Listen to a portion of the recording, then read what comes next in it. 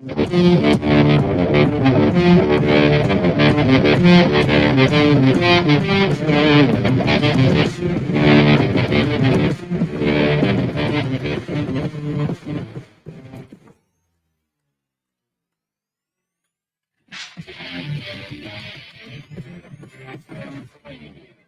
welcome to the Everyday Carry Experience. I'm Carl Lanore. For 18 years, those of you who don't know who I am, for 18 years, I hosted the longest running health and fitness podcast in the world. 18 years to the week. We stopped doing that show at the end of the year last year in November. And now my mission is to have an impact on gun safety with our product, Gun Leash. Today, we're going to be talking to CJ Grisham. He's an attorney who specializes in Second Amendment.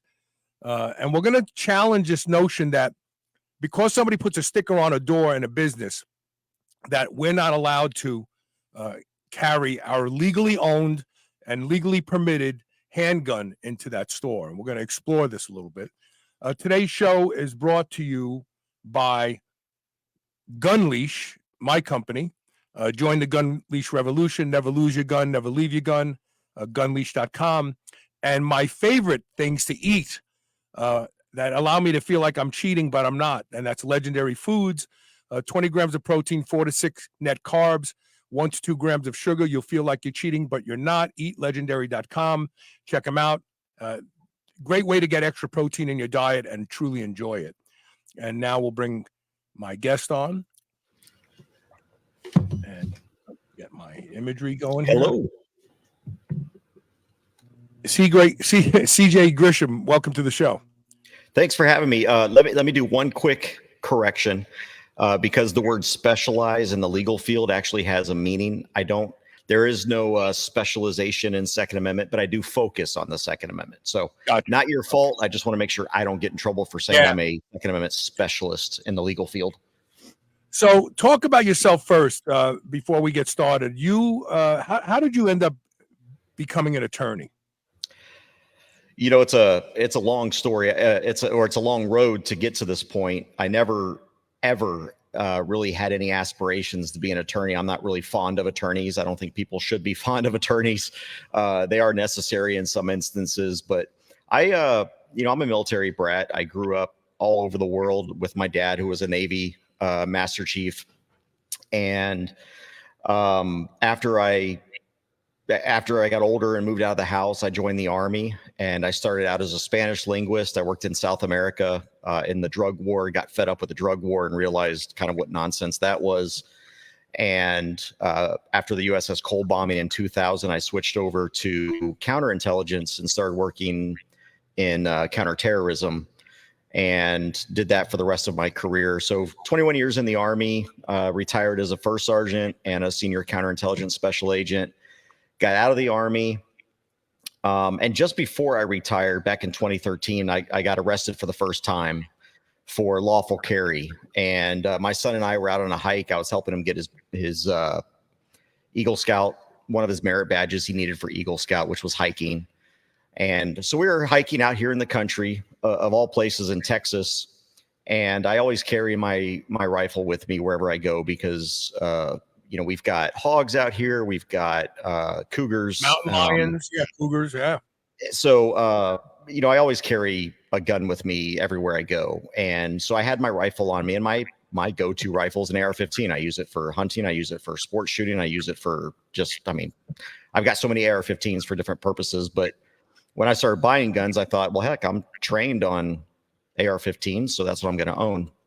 Anyway, about halfway through our hike, I ended up getting arrested because an officer tried to illegally disarm me. Someone had called and said, oh my gosh, there's this guy walking around with a gun, which is perfectly legal in Texas. I ended up spending about 12 hours in jail, had a gun stuck to my head, thrown on the hood of a car. And that led me to becoming a gun rights activist. I've always been very supportive of the Constitution and the Second Amendment specifically. I grew up around guns, but never wanted to become an activist. So I started Open Carry Texas because I realized we have a problem. And that first year that we started in 2013, we had 24 more arrests for open carry. We started this movement here in Texas to force people to respect our rights. And there were 24 more arrests, and Open Carry Texas was successful in making Texas, get this, the 45th state to allow open carry. A lot of people don't realize Texas did not have very good gun laws until Open Carry Texas came along. And so we got open carry pass, we got campus carry pass, where you're allowed to carry on a college campus as long as it's concealed and you have a license. And then a couple of years ago, we got the unlicensed carry pass. So I became a gun rights activist. Well, throughout that time from 2013, I got arrested 3 times. And each time was for lawful carry of a firearm. And the third time I got tased. This was down in Olmos Park. And all of this stuff's on video. That's what saved me each time. So the third time I got tased, cracked my head open on the concrete, and I said, you know what? I'm fed up with this. I'm going to law school because it's way too hard to find an attorney that'll handle these cases that won't try to rob you, from an arm and a leg. It's way too expensive to defend yourself against unlawful charges.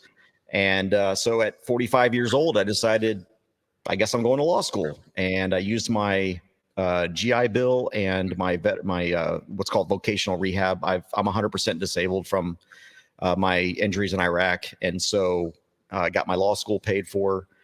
And here I am now. I decided to become a civil rights attorney with a focus on the First, Second, and Fourth Amendment, and also a criminal defense attorney, but I call it innocent defense. I only take clients who are definitely innocent, and essentially they're only arrested because they stood up for themselves, didn't really commit a crime. It's a fake made up crime because the officer was offended or whatever.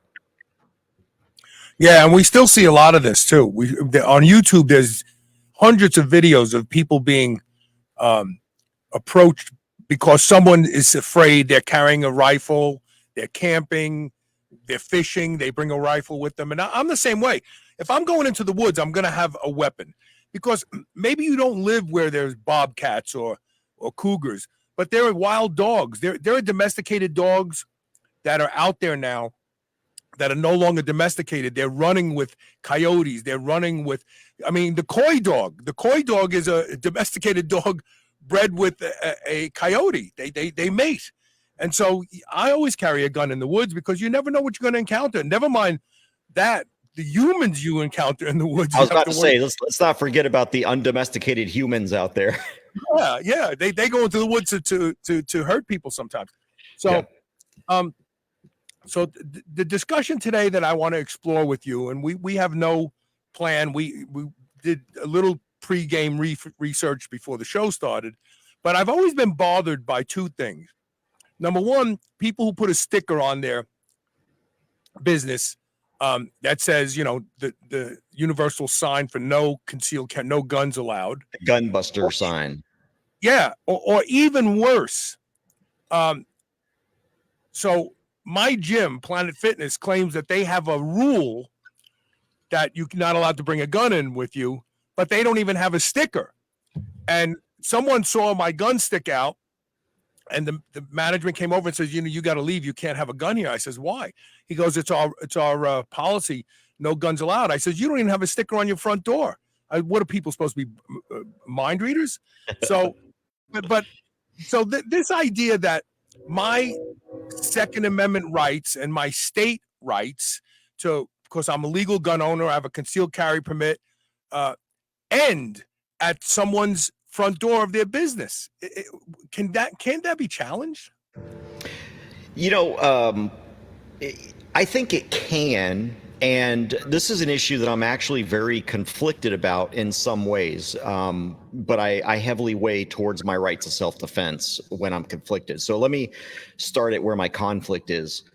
I believe in all inalienable rights. Part of that is enshrined in our Declaration of Independence, where there's this very John Lockean principle of life, liberty, and the pursuit of happiness. And initially, that pursuit of happiness is translated, if you translate it from 18th century speech really means property, the right to own property.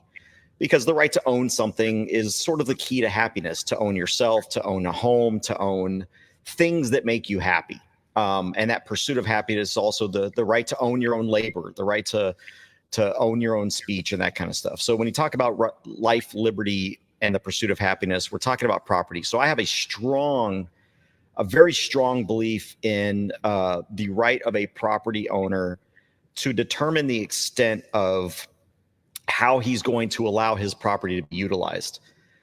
That said, and I'm going to go to the extreme, even though what I'm about to say violates federal laws, not me saying it, but what my opinion is about the issue violates federal laws. And that is, I think private property owners have a right to say, you know what, if you're a white male, I don't want you on my business. If you're a gay female, I don't want you in my business. If you're 5'5" or shorter, I don't want you in my business. I personally believe that, you should have a right. And guess what we have a right to do? We have a right to not go to a place where blacks are discriminated against, or women are discriminated against, or short people are discriminated against. And the market will take over and deal with people who are discriminatory. And so I just believe in the right to discriminate. You don't have a right to stop someone from enjoying themselves. I can't go out into the street and force someone that I don't agree with to do something. That's a violation of their rights. But if I don't want them on my property, I should have that right.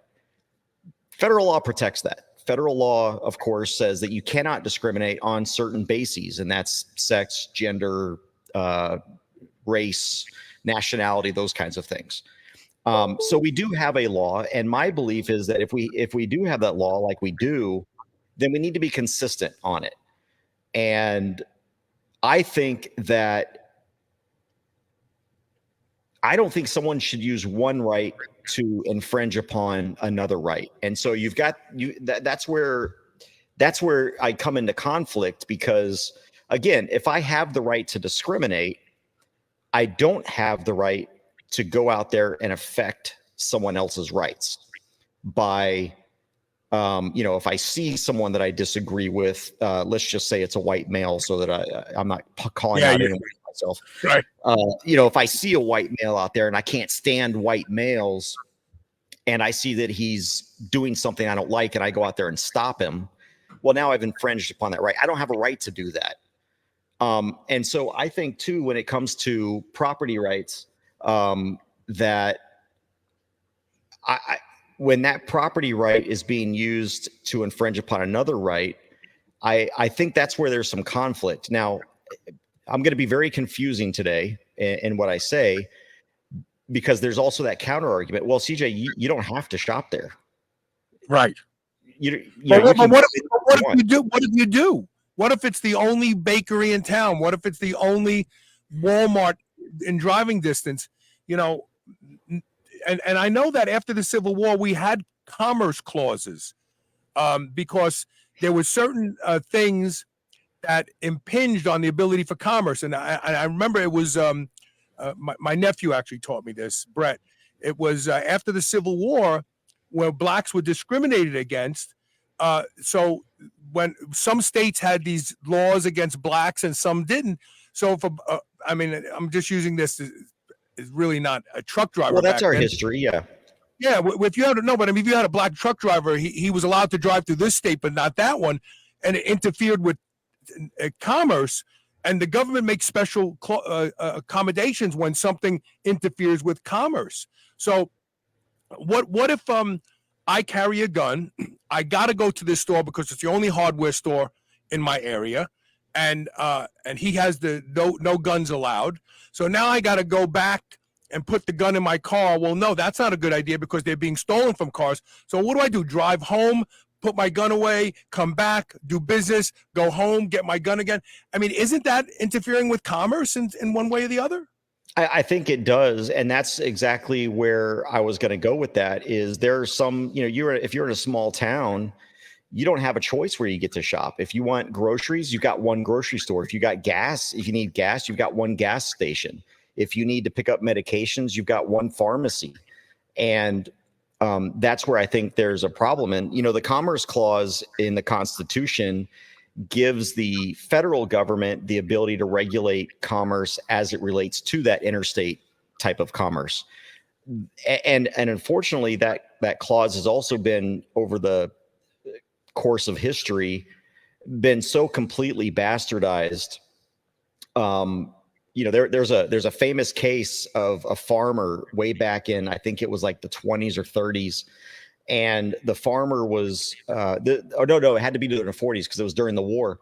And there were rations placed on what farmers could grow and how much they could grow because they needed certain products. Well, this one farmer, he grew and sold what he was allowed to grow and sell, but he also had a couple of acres that he farmed just for himself and his family to consume. Didn't sell it, didn't put it into the market, nothing. It was just his own private use and storage. And the state tried to fine him for exceeding what he was allowed to farm at the time. And of course, they argued, well, wait a minute, this doesn't affect interstate commerce. I'm not selling this wheat. I'm not giving it to people. I'm not bartering with it. This is literally for my personal private consumption. And the Supreme Court held that, well, by you using that wheat, you're not buying other wheat. Therefore, you are affecting interstate commerce by not putting that wheat into the whatever. Yeah, you're no longer a paying consumer. We don't like that. Right, exactly. And literally, they included in the Commerce Clause not engaging in commerce as if that's not what the intention of the Commerce Clause was by our founders. The intention was to ensure that states were not unfairly treating their citizens and their companies versus outside other states and things like that. So it gave the federal government the ability to ensure that, for example, if you buy wheat as a Kansas citizen, you're paying the same price as if you buy wheat from a Texas citizen. There aren't any special charges for that. That was the intent of the Commerce Clause.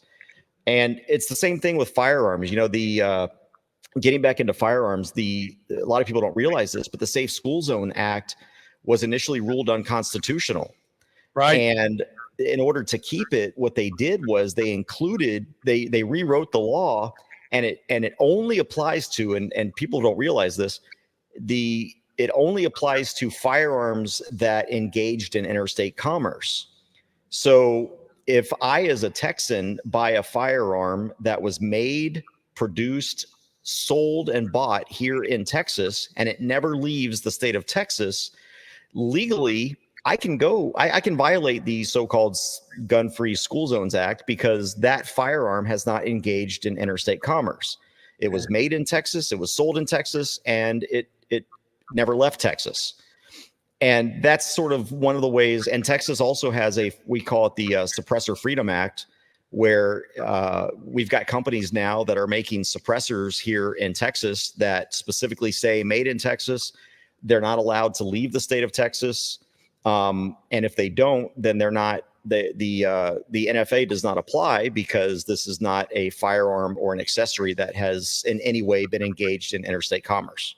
Interesting. Now, these are absurd metrics, obviously. These yes. I mean, when you think about it, but this is what the government does. Governments in general, state, federal, all of them. But the other thing is, what about my right to safety? We know that we have criminals who target soft targets, no guns allowed. And so by me walking into that store without my gun, that store is putting me at a level of risk that's hard to measure until an event happens. But what about my personal safety, my right to safety? And that's included, again, you go back to our Declaration of Independence where it talks about the right to life. And that's the first right that that's the first right that our founders brought up. And that right is also in our Bill of Rights. Well, CJ, where's it at? Where does it say you have a right to life? It's not in the Constitution.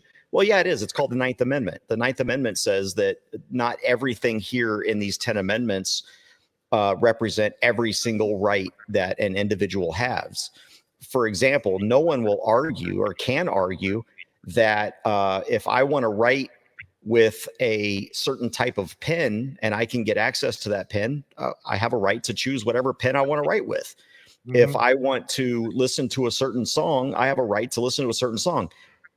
There's nothing in the Constitution that specifically says I have a right to listen to certain music or eat certain chocolate or walk a certain way. I can walk backwards if I want to. That's included in the Ninth Amendment. The founders had a very big debate over enumerating any of the rights because they thought, well, this is stupid. I mean, everyone knows you have the right to defend yourself. Everyone knows you have the right to speak. And the founders like, hold up. You don't know what's coming in 2023 and 2024 and 2020, so we need to enumerate at least some of these and then to make sure that nobody got this idea that, well, where's it say in the Constitution you have a right to kill your own child? Well, that child has a right under the Ninth Amendment, I believe, but there's all these different, the Second Amendment, of course, the right to keep and bear arms. The Ninth Amendment says I get to decide what caliber I want when I bear arms. The government doesn't get to tell me what caliber or whether it's a long arm or a short arm or a pistol or a revolver or anything like that. So if you have a right to life, it just goes to common sense that you have a right to defend that life when it's threatened. Humans were gifted with a brain, whereas some animals were gifted with quills for self-defense. Some animals were gifted with poison as a self-defense. Some animals were gifted with strength and claws as self-defense. We were given our brains so that we can craft tools to defend ourselves with, or with which to defend ourselves. And those tools have evolved over time. It started with Cain killing Abel with a rock. Now that wasn't self-defense, but it went from rocks to spears and bows and arrows. And then from bows and arrows, you went to like muskets and swords. And now you've got rifles and pistols. And of course, governments have evolved into bombs and rockets and things like that. So that's what we're gifted with. If we have a right to life, we have a right to defend that life. What no one has a right to do is threaten someone else's life, which is where the abuse comes in and where the debate even comes in. But it's interesting. I'd like anybody on any side of the gun debate to argue that a human has no right to defend his life or her life. And I'm sorry, go ahead. No, go. No. If I have that right to defend my life, where does anyone have the right to say, well, yeah, but you don't have the right to defend your life here. Mm-hmm. You don't have a right to defend your life there.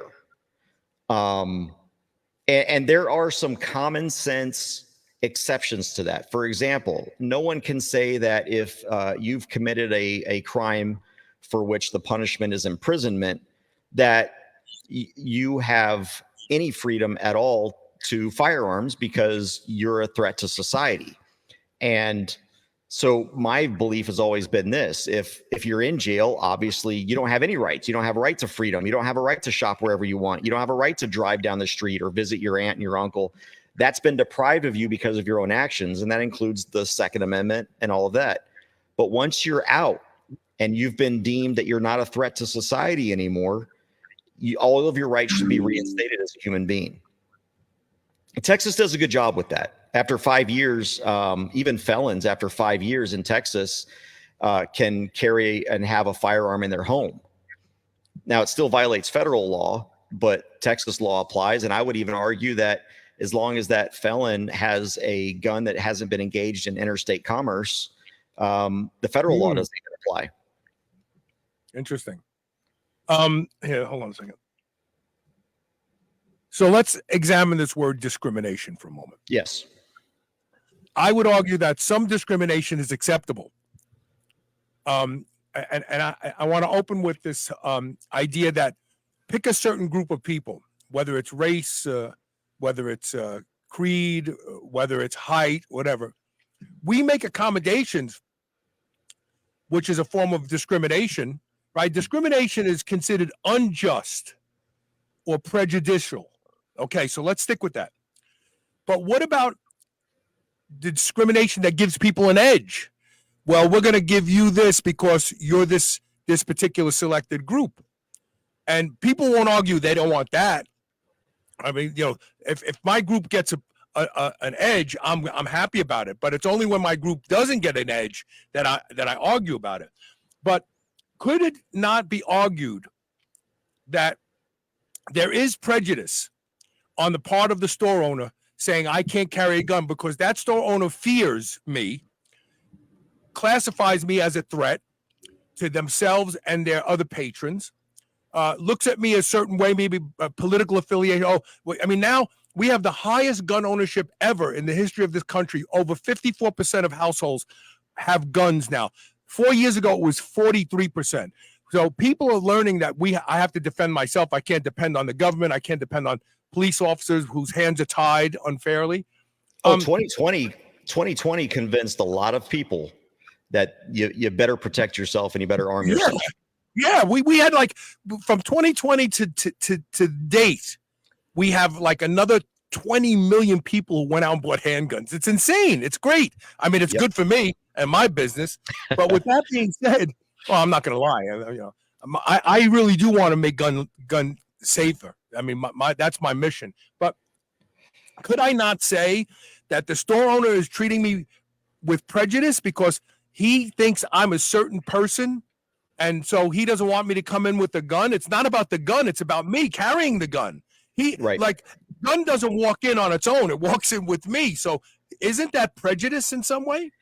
Well, and everything we do, myself included, everyone has prejudices. For example, I don't like to hang out necessarily with smokers because I don't like to inhale smoke.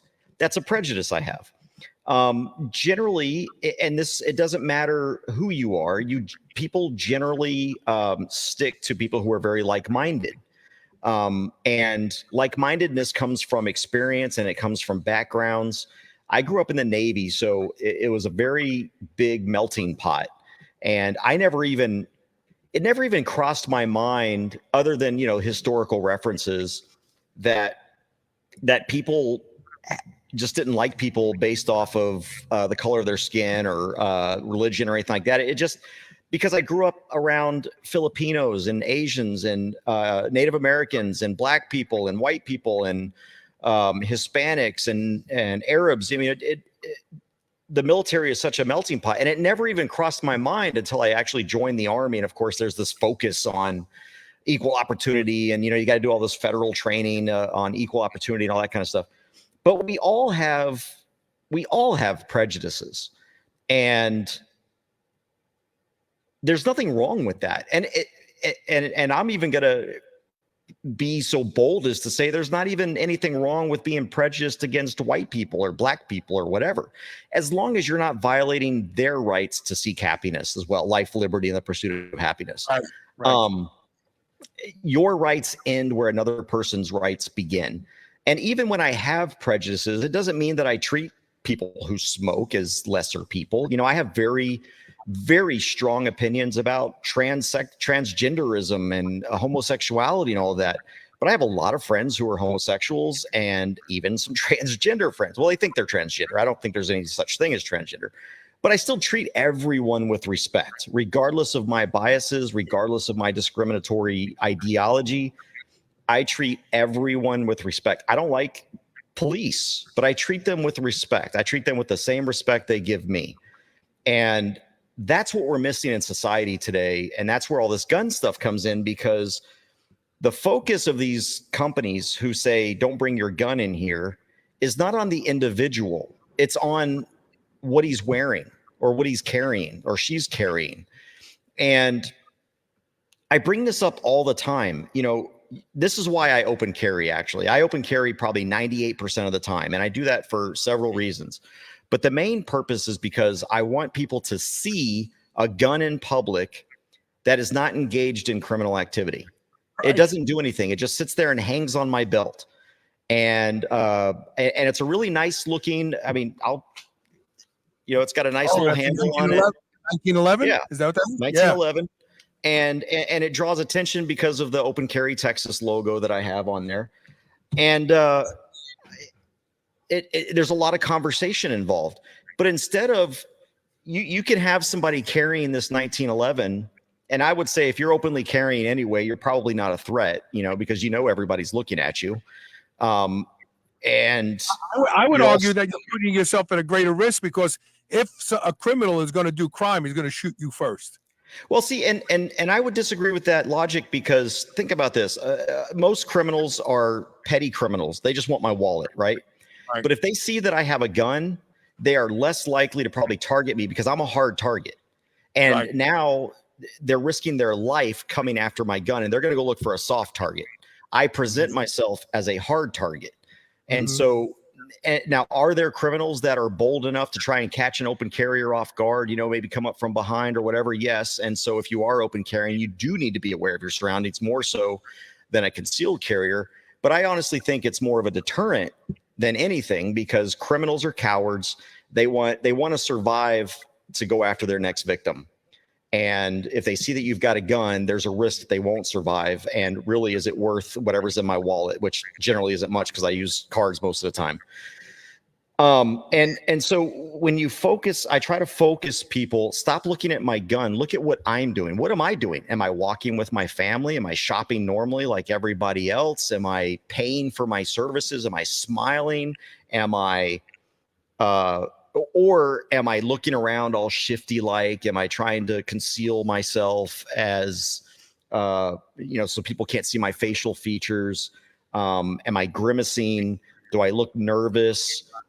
You got to look at the person and not this object that is. And that's what these gun policies do. There are only two reasons why a business will ban guns. One is ignorance, because you just don't understand why someone carries a firearm. And two is just agenda.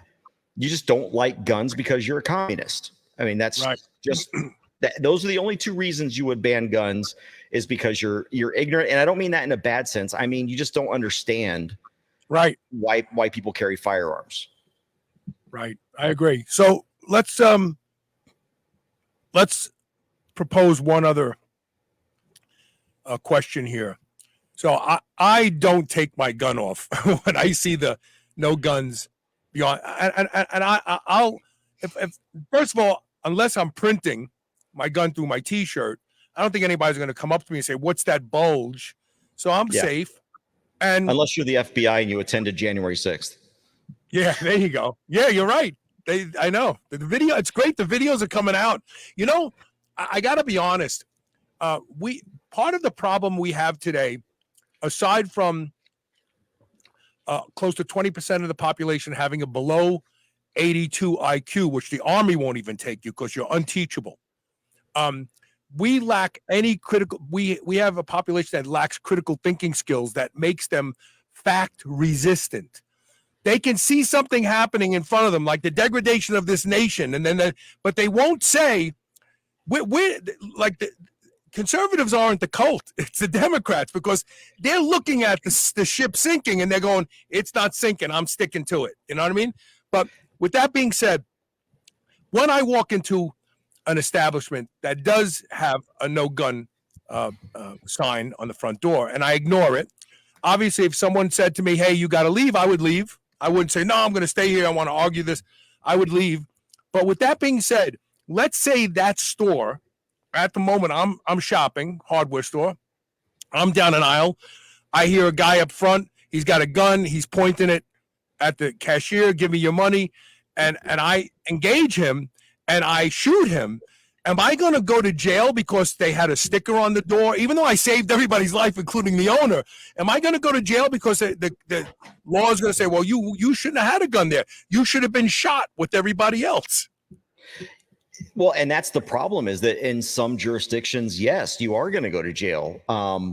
And it's up to the discretion of the police whether they're going to push those charges. It's up to the discretion of the judge whether he's going to accept them. It's up to the discretion of a grand jury, depending on what state you're in and whether that's a felony or a misdemeanor. And then it's going to be up to the discretion of an actual jury if you go to trial on this kind of thing. you know, we have that problem in Texas, and I can't tell you how many clients I've had that legally pulled their firearm and they're the ones under arrest. And we have to prove that the reason he pulled his firearm, and the guy was attacked, or he was saving someone else, or assisting someone else being attacked. And yet my client is the one that is in jail as well for doing that.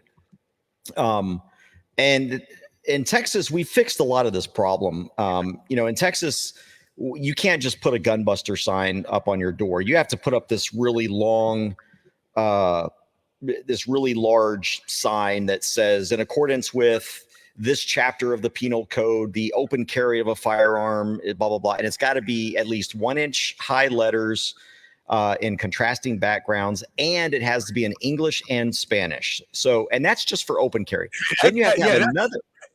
I mean, even people who don't carry guns may go, I don't think I want to go in there. Why is this big sign on the door? Yeah. And then if you want to ban concealed carry, you have to have a separate sign that says, in accordance with Texas Penal Code 30.06, the concealed carry firearm, blah, blah, blah, blah, blah. It's got to be 1 inch high letters. It's got to be contrasting colors, and it's got to be in English and Spanish. And if you want to ban all guns, you have to have all 4 signs or 2 signs in English and Spanish. And then those 2 signs only apply to license holders. So if you don't have a license, they have to have another sign up there, which is a completely different sign that constitutional says carry. Constitutional carry, right? Then you have to have a completely different sign. So we've made it very hard for businesses to violate your rights here in Texas. And by the way, even if you do, going to what you say, and I just want to make very clear, I do not encourage or suggest that people should violate the law. No, of course not. Now, I would also suggest that an unconstitutional law is no law at all. And I'll just leave that where that is. But in Texas, if you decide, you know what, I am not going to be disarmed, it is worth the punishment for me if I get caught to go in this business anyway. Why? Because I like the service, or I like the product, or it's the only place I can get the product or the service. For whatever reason, I'm going into this business that's got the signs up anyway, and I get caught. Well, in Texas, it's a $200 fine. That's it. And I think I'd rather pay a $200 fine than my family pay thousands of dollars to bury me. Right. And the only time it's a higher fine is if they notice that you have a gun and they say, sir, you can't have your gun in here. And you're like, screw you, I'm not leaving. Well, now you've got a Class A misdemeanor and you're up to a year in jail and all that other stuff. Right. But generally, if I'm asked to leave, I'm going to leave anyway. Look, if you don't want my guns, you don't want my money. That's just the way it is. And by the way, you're the first person I'm going to protect. I can imagine. I have this dream that one day I'm in this place and, I'm shopping, and some guy comes in and he's like, give me all the money out of your cash register. And I'm sitting there and I'm like, dude, I'd help you, but I'm not supposed to have my gun in here. And if I show my gun, you don't want me to protect you. So sir, can you please not rob this person? Yeah, right. So, or I'd say something like, hey, sir, you can't be in here with that gun. He's got a sign on the door. What are you doing? Did you see the sign? Yeah. If you're going to rob him, you have to use a knife or some other tool. You can't bring that gun in here. It's just silly. And there's no common sense logic to it. There really isn't. It's all agenda based or ignorance. There is no common sense reason anyone can give me for keeping a gun out of a business. It in self-defense. Obviously, you want to keep a gun out if you're bringing it in there to rob the guy. Maybe just put a sign up that says "No robbing allowed here." I don't know, or please don't steal my stuff. Right. That's not working in New York or Chicago. So right. let me pick it up. I reached out to a law scholar, Erwin Chemerinsky. He's a law professor at Berkeley, and I asked him, wouldn't it be discriminatory? And and here's what he said. First, it would never violate the Constitution for a private store to do this. Second, federal and state laws prevent stores from discriminating based on race. So obviously, race is everything. It's only race. But there is no law that I know of that would apply. And he answered quickly. He's a real nice guy. We went back and forth a couple times to see if I could test him. But no one has challenged this. That's really the issue now. Didn't you look up before the show to see if anyone has actually challenged any of this? Yeah, I've still got the screen open. I looked all through my LexisNexis case law research, trying to find instances where public accommodations and the Second Amendment intertwined and came into conflict with each other. And he's right. I will say that he's right in the sense that there is no, well, I don't know about state laws, because in Texas there are state laws. Actually, almost all states have some law pertaining to private property. You know, if you're going to discriminate on someone based on their firearms, this is how you can discriminate. You know, the law gives them a way to discriminate. I don't know of any laws that say a business cannot at all discriminate against someone on the basis of self-defense. So he's right in that sense, but I think he's wrong in the sense that there can't be a challenge. There's a case I pulled up, and this is actually from last year. It was only about 6 months ago. And it's called 303 Creative LLC versus Elanus. And there's a section that I highlighted that it's not really, you know, the case itself has nothing to do with firearms at all. But the statement is, when a state public accommodation law and the Constitution collide, there can be no question which must prevail. And that, of course, the Constitution. And I would argue that if the absence of laws is probably one of the things that, regardless of it, let's just put it this way. The professor's right. There is no law. There's no federal or state law necessarily that says, you know, that you cannot be discriminated against because of your right to carry. I would argue that the common law of my existence is what prevails, and the Constitution gives me several rights. Now, a private company can violate my First Amendment rights, my Second Amendment rights, but it would be what we call a novel concept to argue in the law, but I think there is room for challenge. The problem is, who's going to pay to do that? You know, right? Who's going to run the risk? Well, and I don't think there's much risk other than treasure. The only risk to challenging this is really treasure, because what's going to happen is you're going to sue a business that is violating your right to carry, and first you have to have some sort of damages, which means, I guess, you have to be denied service, you need to be denied whatever. And the law only protects certain special classes. I will say that the best way to challenge these laws is to get your lawmakers to create laws that add the right to life as a protected element. So, you know, right now we've got race is protected, gender is protected, in some places sexual orientation is protected, nationality is protected. You know, we have all these things that have been recognized by states and the federal government as protected classes. What we need to do is make the Second Amendment and those who carry a firearm in self-defense a protected class. Mm-hmm. And that can only be done at the state level initially, because you're not going to get it at the federal level, not unless, look, I'm even going to say it this way, because I'm an independent. I don't even think if you've got a Republican House, a Republican Senate, a veto-proof majority, and a Republican president, we're ever going to get a law under the Civil Rights Act that I have a civil right to keep and bear arms at a private place of business. To protect life. Protect life. And I think that's what it would take. And if you challenge it absent that, is there an argument? Yes, but you're going to lose at the trial court. This is why it's so expensive. You're going to lose at the trial court because there's no precedent.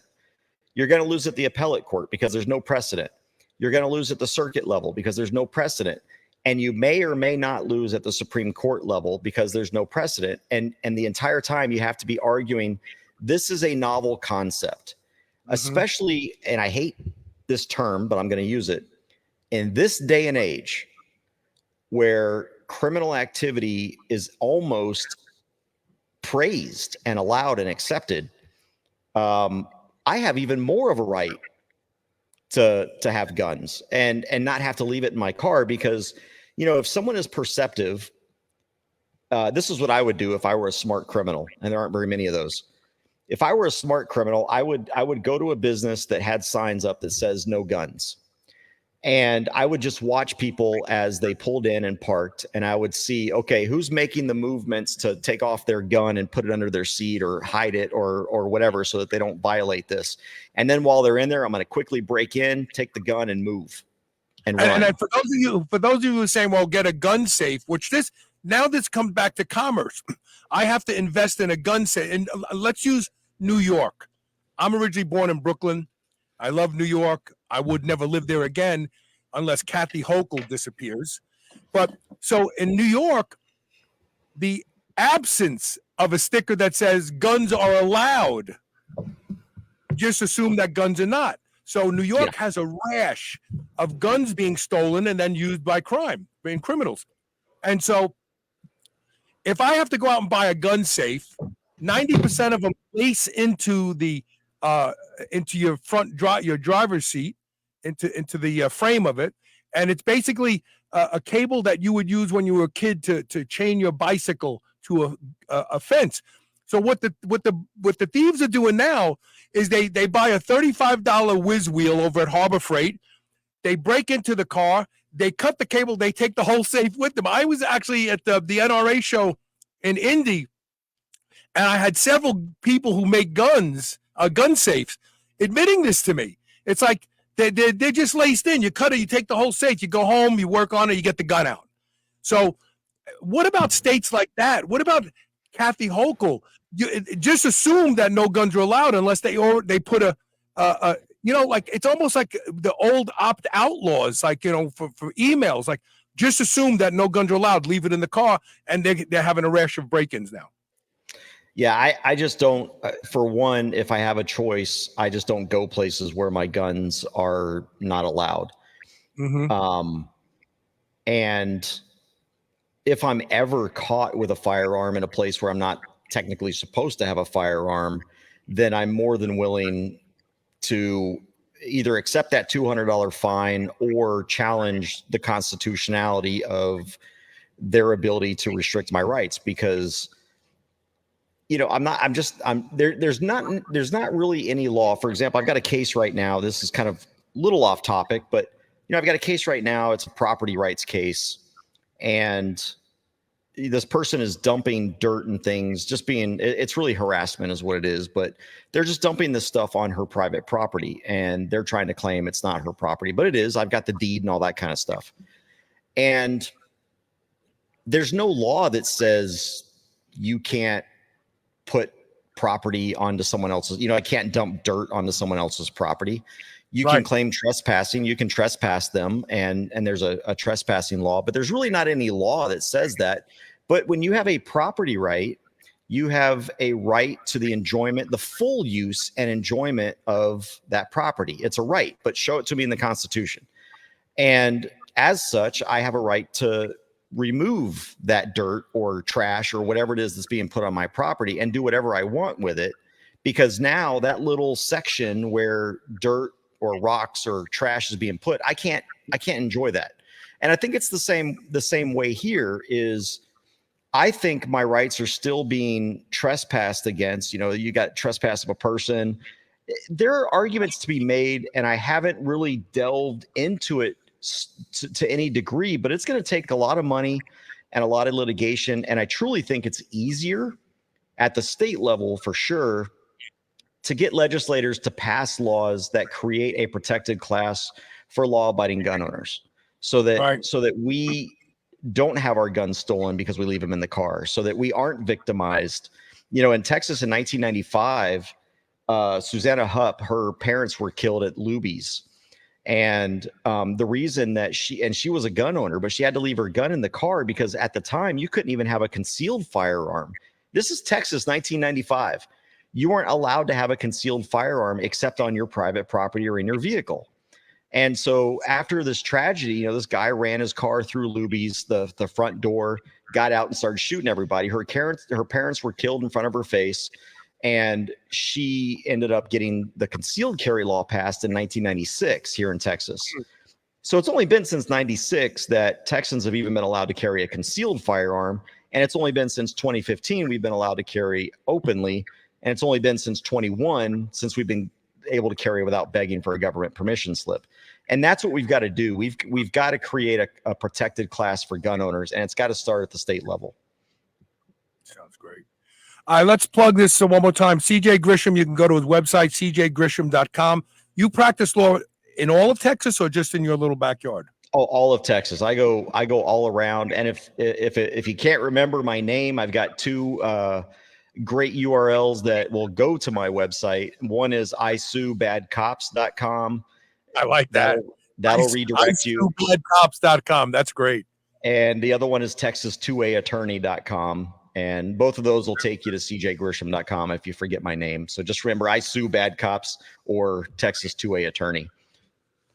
And I want to plug our sponsors real quick before we sign off. And that is my company, Gunleash. Gunleash is actually starting a revolution to keep handguns in the possession of the people who own them. Because the ATF, I've been working on this for 3 years, and I knew this before the ATF posted their research. Middle of last year, the ATF showed that 50 to 70% of the handguns used by criminals to kill people, to rob people, were previously owned by legal gun owners, but then lost or stolen. And we have a solution. Go to gunleash.com. And then, of course, my favorite thing to snack on, Legendary Foods, high protein products, low, very, very low in sugar. They're fantastic. Go to eatlegendary.com and check them out. Let them know that you learned about them from me, Carl Lanore. And we'll have CJ back on. If you're watching this show, if you came in late and you had a couple questions, email them to hello@gunleash.com, HELLO@gunleash.com, and we'll get the questions to CJ and we'll have him back on the show. How's that sound, CJ? Sounds great, Carl. It's been a pleasure. Thank you so much for having me. Thank you for doing this, and we'll talk again soon, and we'll see everybody with another episode of the EDC Experience very soon. Take care.